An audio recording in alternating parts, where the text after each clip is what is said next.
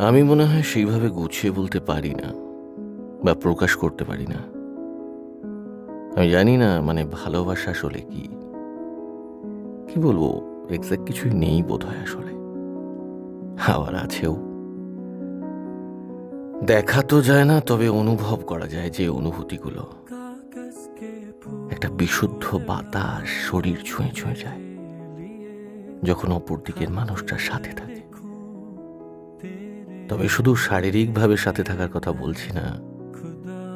মুদ্রা কথা হলো, যখন তাকে মনে করি, তার মুখটা চোখের সামনে ভাসে, আর তখন আমার মনের সাথে ওর মনের মিলন ঘটে। হয়তো এটাই ভালোবাসা।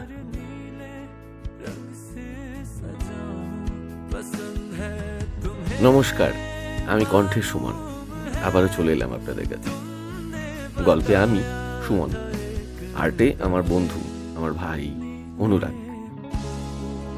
এই গল্পের সাথে যারা রিলেট করতে পারছেন তারা প্লিজ কমেন্ট করে জানান। যারা নতুন আমার চ্যানেলে, তারা প্লিজ সাবস্ক্রাইব করে দেবেন। আর যারা অলরেডি করে ফেলেছেন তাদেরকে অসংখ্য ধন্যবাদ। তাহলে দেখা হচ্ছে পরের ভিডিওতে। ততক্ষণ ভালো থাকবেন। নমস্কার।